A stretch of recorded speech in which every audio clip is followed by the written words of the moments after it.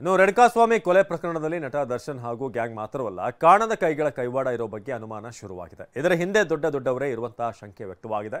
ಮೂಲಗಳ ಪ್ರಕಾರ ಈ ಕಾರಣದಿಂದಲೇ ದರ್ಶನ್ರನ್ನ ಕಸ್ಟಡಿಗೆ ಪಡೆದಿದ್ದಾರೆ ಅಂತ ಹೇಳಲಾಗ್ತಾ ಇದೆ. ಮುಖಾಮುಖಿ ವಿಚಾರಣೆ ಮಾಡೋಕೆ ಪೊಲೀಸರು ಪ್ಲಾನ್ ಮಾಡಿದ್ದಾರೆ.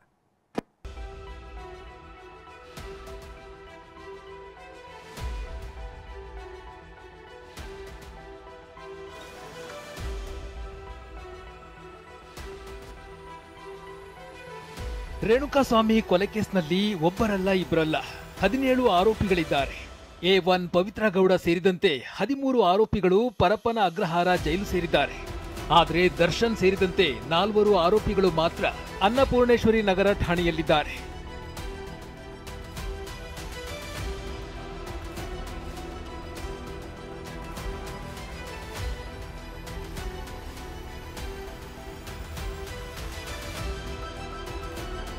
A2 Darshan, A9 Dhanraj, A10 Vinay, A14 Pradosh ಈ 4 ಆರೋಪಿಗಳು ಈಗ ಖಾಕಿ ಕಸ್ಟಡಿಯಲ್ಲಿದ್ದಾರೆ. ಅದರಲ್ಲೂ ದರ್ಶನ್ನನ್ನ ಖಾಕಿ ವಶಪಡಿಸಿಕೊಳ್ತಾ ಇರುವುದು ಇದು 3ನೇ ಬಾರಿಗೆ. ಈ 4ರನ್ನ ಯಾಕೆ ಮತ್ತೆರಡು ದಿನ ಪೊಲೀಸ್ ಕಸ್ಟಡಿಗೆ ನೀಡಲಾಗಿದೆ ಅನ್ನೋ ಪ್ರಶ್ನೆ ಸಹಜ. ಪ್ರಮುಖವಾಗಿ ದರ್ಶನ್ನನ್ನ ಯಾಕೆ ಖಾಕಿ ಕಸ್ಟಡಿಗೆ ನೀಡಲಾಗಿದೆ ಅಂತ ನೋಡಿದ್ರೆ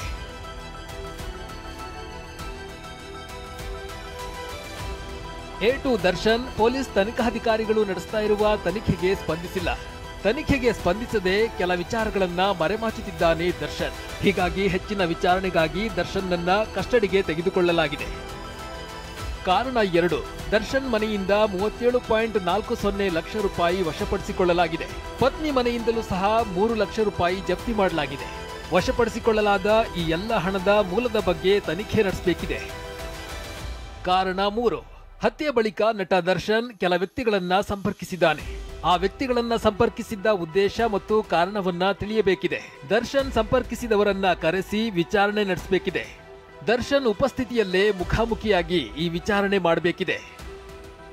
ಕಾರಣ 4, ಸಾಕ್ಷ್ಯ ನಾಶದಲ್ಲಿ ಮುಖ್ಯ ಪಾತ್ರ ವಹಿಸಿರುವ ಪ್ರದೋಷ್ ಪೊಲೀಸರ ತನಿಖೆಗೆ ಸರಿಯಾಗಿ ಸ್ಪಂದಿಸ್ತಾ ಇಲ್ಲ. ಹೀಗಾಗಿ ಮತ್ತಷ್ಟು ವಿಚಾರಣೆ ಮಾಡಲು ಪ್ರದೋಷ್ನನ್ನ ಕಸ್ಟಡಿಗೆ ತೆಗೆದುಕೊಳ್ಳಲಾಗಿದೆ.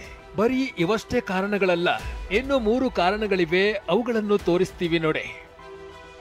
ಕಾರಣ 5, 9ನೇ ಆರೋಪಿ ಧನ್ರಾಜ್ ಎಲೆಕ್ಟ್ರಿಕ್ ಚಾರ್ಜ್ ಖರೀದಿಸಿದ್ದಾನೆ. ಎಲೆಕ್ಟ್ರಿಕ್ ಚಾರ್ಜ್ ಖರೀದಿ ಮೂಲದ ಬಗ್ಗೆ A9 ಧನ್ರಾಜ್ ತಿಳಿಸ್ತಾ ಇಲ್ಲ. ಧನ್ರಾಜ್ ಬೇರೆ ವ್ಯಕ್ತಿಗಳ ಜೊತೆಗೆ ಶೆಡ್ಗೆ ಬಂದಿದ್ದಾನೆ. ಶೆಡ್ಗೆ ಬಂದು ಹೋದವರನ್ನು ವಿಚಾರಣೆಗೆ ಒಳಪಡಿಸಬೇಕಿದೆ. ಕಾರಣ 6, 10ನೇ ಆರೋಪಿ ವಿನಯ್ ಮೊಬೈಲ್ನಲ್ಲಿ ಮುಖ್ಯವಾದ ಸಾಕ್ಷ್ಯ ಸಿಕ್ಕಿದೆ. ಅದನ್ನ ಕಳುಹಿಸಿದ್ದವರು ಯಾರು ಅಂತ ವಿಚಾರಣೆ ನಡೆಸಬೇಕಿದೆ.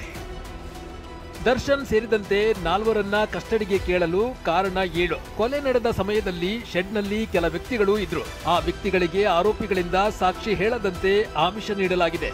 ಆ ಅನಾಮಿಕರಿಗೂ ಆರೋಪಿಗಳಿಗೂ ಇರುವ ನಂಟಿನ ಬಗ್ಗೆಯೂ ವಿಚಾರಣೆ ಮಾಡಬೇಕಾಗಿದೆ. ದರ್ಶನ್ ಅನ್ನು ಈ ಸಿನಿಮಾ ಹೀರೋ ರೇಣುಕಾಸ್ವಾಮಿ ಕೊಲೆ ಕೇಸ್ನಲ್ಲಿ ಆರೋಪಿ. ದರ್ಶನ್ ಸೆಲೆಬ್ರಿಟಿ ಅನ್ನೋ ಕಾರಣಕ್ಕಾಗಿಯೇ ಈ ಮರ್ಡರ್ ಕೇಸ್ನಲ್ಲಿ ಕಾಣದ ಕೈಗಳು ಶಾಮೀಲಾಗಿವೆ. 17 ಆರೋಪಿಗಳನ್ನ ಬಿಟ್ಟು ಈ ಕೇಸ್ ಮುಚ್ಚಿ ಹಾಕಲೆಂದೇ ಸಾಕ್ಷ್ಯ ನಾಶದಲ್ಲಿ ಪ್ರತ್ಯಕ್ಷ ಪರೋಕ್ಷವಾಗಿ ಕೆಲವರು ಭಾಗಿಯಾಗಿರುವುದು ತನಿಖೆ ವೇಳೆ ಪತ್ತೆಯಾಗಿದೆ. ಕಾಣದ ಕೈಗಳನ್ನೆಲ್ಲ ಪತ್ತೆ ಹಚ್ಚಿ ಅವರನ್ನೆಲ್ಲ ವಿಚಾರಣೆಗೆ ಕರೆಸಲು ಪೊಲೀಸರು ಸಿದ್ಧತೆಯನ್ನ ನಡೆಸಿದ್ದಾರೆ. ಹಾಗಾದ್ರೆ ಆ ಕಾಣದ ಕೈಗಳ್ಯಾರು ಅನ್ನೋದನ್ನು ತೋರಿಸ್ತೀವಿ ನೋಡಿ.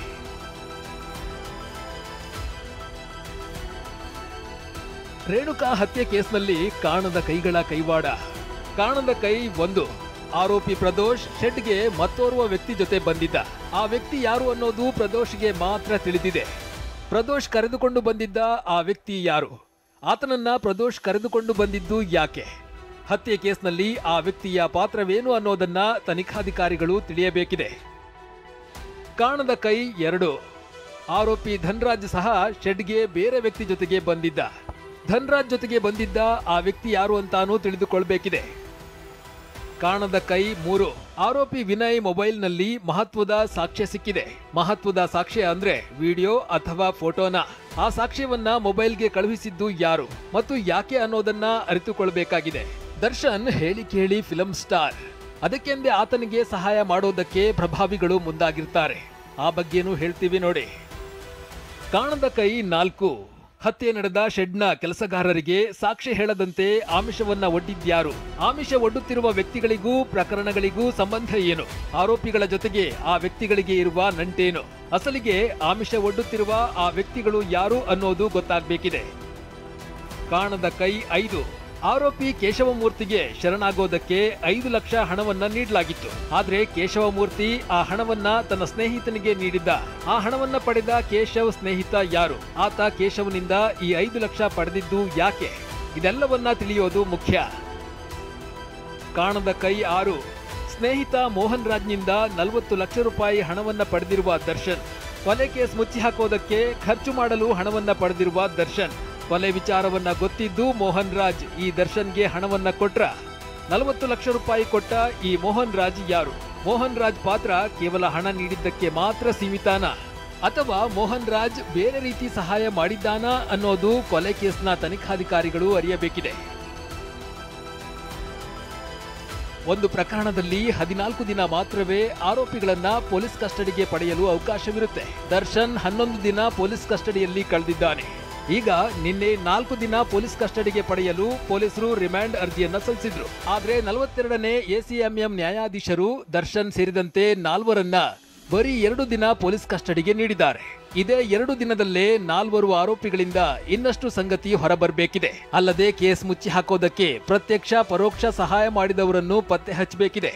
ಹೀಗಾಗಿದ್ದೇ ಆದ್ರೆ ನಿಜಕ್ಕೂ ತನಿಖಾಧಿಕಾರಿಗಳಿಗೆ ಮತ್ತಷ್ಟು ಪುರಾವೆಗಳು ಸಿಗುವ ಸಾಧ್ಯತೆ ಇದೆ. ಪ್ರಜ್ವಲ್ ಜೊತೆಗೆ ಪ್ರದೀಪ್, ಟಿವಿ9 ಬೆಂಗಳೂರು.